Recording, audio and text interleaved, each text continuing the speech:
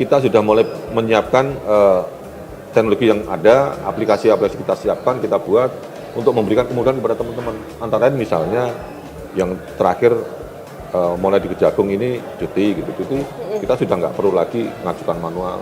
Pangkat sudah kita paksa dalam tanda petik teman-teman dalam proses pangkat ini ya harus berbasis digital. Jangan pernah mudah terpengaruh dengan hal-hal yang tidak jelas, konfirmasi kepada pihak-pihak yang jelas. Kemudian kedepannya ayo kita bersinergi, ayo kita bergabung. Saya sangat berharap kalian semua bisa memberikan penguatan kepada kita semua. Kita rapatkan barisan, kita kerja bareng, kita bangun Republik ini melalui Kejaksaan Republik Indonesia.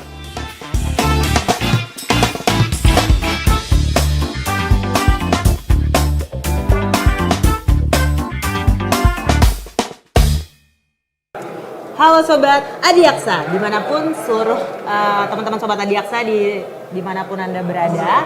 Ini merupakan podcast Kejaksaan RI yang kedua. Nantinya akan ada banyak narasumber, tentunya saksikan sampai selesai. Karena saat ini saya Angelika Ansanai bersama rekan saya Megasari yang nantinya akan mewawancarai narasumber yang sangat luar biasa.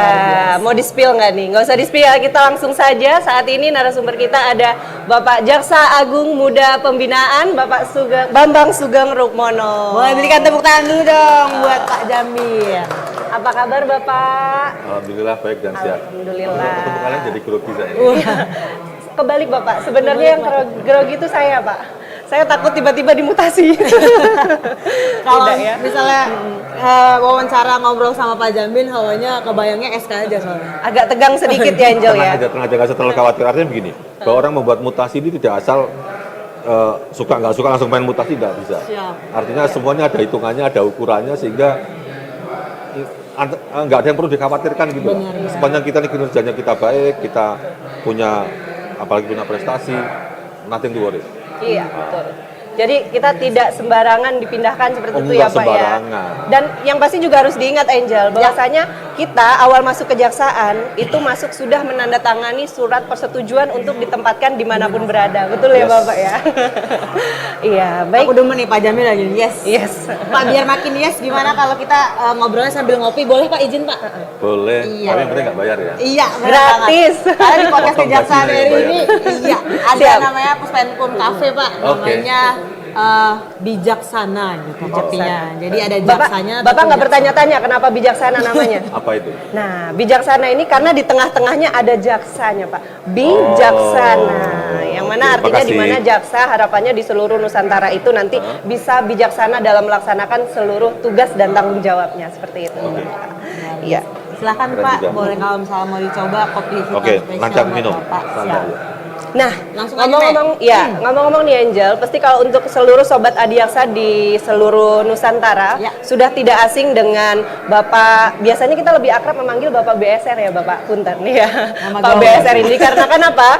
Dalam beberapa pekan, dalam beberapa bulan terakhir ini pasti akan kita selalu memperhatikan atau mengikuti karena kita ada rekrutmen pegawai Kejaksaan Republik Indonesia. Benar Bapak ya.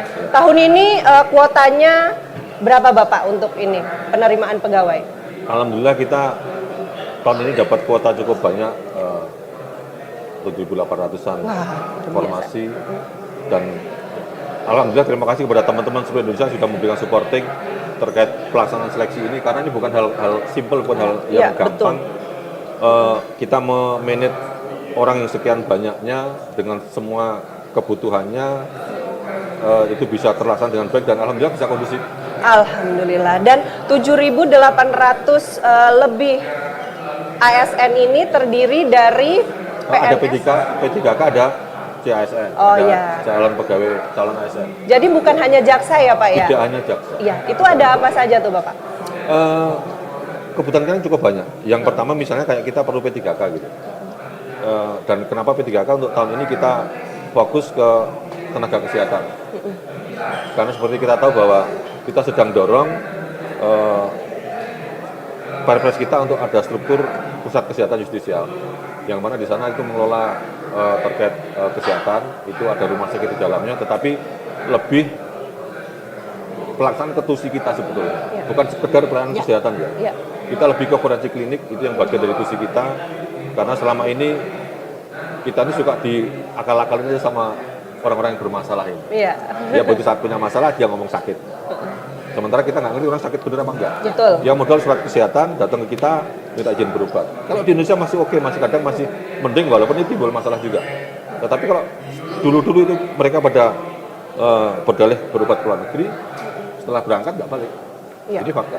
Artinya kita juga perlu melakukan forensik klinik seperti apa kondisi orang-orang itu. Nah, sehingga kenapa kita perlu ada struktur itu. Di samping untuk pelayanan di internal kita maupun ke masyarakat khususnya. Iya. Nah, luar biasa sekali ya, tahun ini ada 7.000 sekian lebih Dan itu, ASN yang telah dilakukan jauh lebih perekrutan. banyak ya Nah, Pak dari iya. tahun sebelumnya, Apakah- begitu juga peminatnya gitu ya Pak. Iya. Nah, lebih lanjut kita tanya Angel, apakah ini salah satu upaya kita menyambut ibu kota negara baru, Bapak? Perekrutan ASN yang untuk Kejaksaan Republik Indonesia yang banyak gitu ya, Pak Iya, ya. Ini iya. bagaimana, Pak? Persiapannya mungkin Oke, terkait. formasi ini kita susun kan dasarnya ada beberapa unsur ya. Antara lain misalnya yang pertama untuk mengganti yang pensiun. Siap. Yang pensiun, yang meninggal itu perlu kita ganti. Kemudian yang kedua itu adanya pemekaran. Pemekaran ini ada beberapa wilayah Kejaksaan Negeri dan bahkan Provinsi Kaltara sudah ada persetujuan kita ada Kejaksaan Tinggi Kalimantan Utara. Itu juga perlu personel ditambah IKN. IKN nantinya itu juga akan ada struktur baru walaupun ini saat ini belum ya. Karena nanti di sana akan jadi ibu kota negara, pasti akan ada satker baru yang ditugaskan di IKN sana. Itu nanti pasti perlu SDM lagi. Di samping kebutuhan-kebutuhan lain misalnya di saat ini kita sudah mulai spesifik tuh kalian-kalian diperlukan di institusi kita. Antara lain itu juga kenapa harus ada hitungan berapa formasi yang kita perlukan. Wah, luar biasa. Jadi tentunya ada strategi kenapa sampai harus ditambah jauh lebih banyak Yes, ya Pak, yes. pegawai-pegawai yang Yes. ditempatkan di mana aja. Nah, terkait dengan paparan tadi Pak, tadi paparan Bapak, kita juga mengintip tentang video yang Bapak tampilkan. Tentunya itu merupakan salah satu program dari bidang Bapak sendiri, bidang pembinaan. Boleh nggak Pak dijelasin terkait dengan, apalagi kan tema Rakernas tahun ini kan Pak meletakkan fondasi transformasi penegakan hukum modern Pak. Ya. Di mana di bidang pembinaan bergerak, di mana digitalisasi atau transformasi IT. Ya. Mungkin boleh dijelaskan kepada Sobat Adiaksa apa sih Pak transformasi IT atau digitalisasi itu di Kejaksaan Republik Indonesia itu sendiri? Oke, kita tahu ya, zamannya berubah. Era disrupsi sudah berlalu, sudah berjalan. Kalau kita nggak segera menyesuaikan, kita pasti ketinggalan. Benar. Nah, otomatis mau tidak mau kita harus mulai mengikuti itu dengan mentransformasi teman-teman ini dari yang pola pikirnya manual ke pola pikir digital. Sehingga kita juga harus bisa menyesuaikan dengan kementerian lembaga lain maupun dengan bidang-bidang lain atau badan-badan lain. Itu yang mereka sudah bertransformasi. Kalau kita nggak ikut bertransformasi, kita nggak akan bisa komunikasi, nggak akan nyambung. Nah, itulah bidang pembinaan sebagai supporting system yang kita jalankan. Kita harus mulai menyiapkan itu. Kita harus berpikir ke sana. Kita mulai siapkan dari teknologinya, perangkatnya, dan SDM-nya. Karena kalau kita punya teknologi doang, tidak ada perangkat, nggak akan bisa running. Iya, betul. Teknologi punya, perangkat punya, SDM nggak punya, nggak bisa running. Nah, ini kompleksnya di pembinaan. Jadi, mohon maaf, kadang teman-teman pembinaan berpikir hanya soal mutasi, dan mutasi gitu. Tidak sesempit itu. Benar.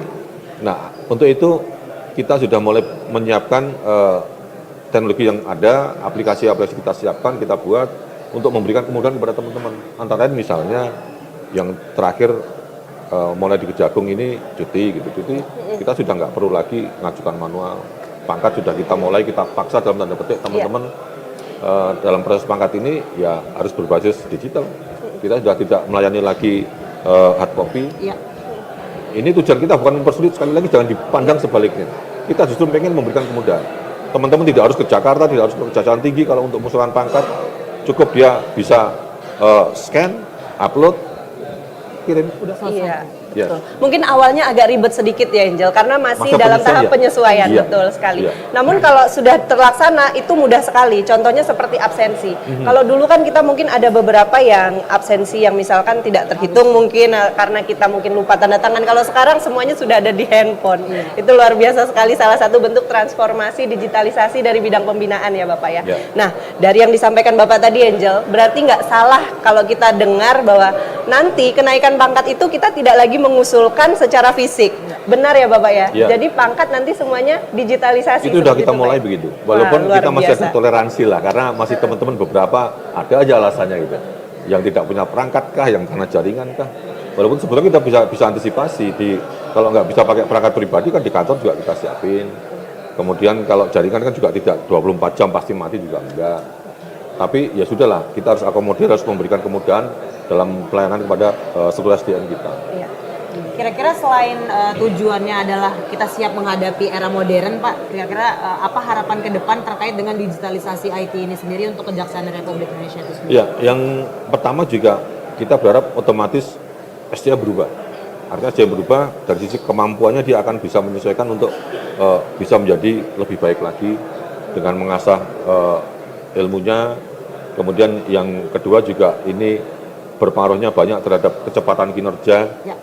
Karena untuk pelaporan tidak harus ngitung satu-satu. Benar banget. Untuk dulu register itu kita ngalamin kalau mau meriksa itu bisa setumpuk gini orangnya lebih tinggi register daripada posisi orangnya gitu. Kalau aku nggak tahu kalian mengalami atau tidak gitu. Tetapi itu juga sangat sulit dari sisi pengarsipan juga begitu, nyimpan butuh tempat banyak. Kemudian juga nyari berkas itu setengah mati harus bongkar gudang dan seterusnya. Tetapi kalau sudah digitalisasi, semua sangat akan mudah. Ya, Jangan benar ngomong sekali. risiko, semua punya risiko, tetapi risiko itu bisa kita antisipasi. Betul. Misalnya risiko terhadap pembajakan data gitu, kita siapkan cyber security kita. SDM kita sudah cukup bagus terkait IT, nggak usah takut, serius bagus-bagus kita. Betul. Udah cukup kuat. Betul sekali Bapak. Nah, berarti mungkin kita ingin bertanya nih, harapannya dengan semua yang sudah kita canangkan Pak, sudah kita laksanakan juga. Nah, lalu apa harapannya untuk bidang pembinaan sendiri ke depannya Bapak? Ya, harapan kami bisa memberikan supporting ke bidang-bidang secara optimal, sehingga bidang-bidang bisa berkinerja juga secara optimal. Ya, alhamdulillah kita sadari atau tidak, Ya. kalau kita lihat kinerja kita, tampilan kita seperti apa. Iya. Siap. Itu karena Pak Jaksa Agung beliau punya komitmen yang luar biasa. Artinya komitmen beliau untuk membuat kejaksaan lebih baik, beliau cuma memberikan akses, memberikan kemudahan kepada semua pembantu-pembantunya. Lu mau ngapain aja silahkan, asal untuk kebaikan. Sehingga kami ini para pembantunya beliau ini tidak pernah merasa selalu diatur, harus gini, tidak harus kita minta petunjuk dan seterusnya, enggak. Tapi beliau betul-betul memberikan keleluasaan kepada kita untuk berinovasi, berkreasi dalam memberikan penguatan institusi. Nah, akhirnya alhamdulillah kolaborasi antar bidang ini saling support kita. Misalnya pembinaan ada kendala ini terkait misalkan formasi atau penganggaran gitu. Bidang lain supportin kita.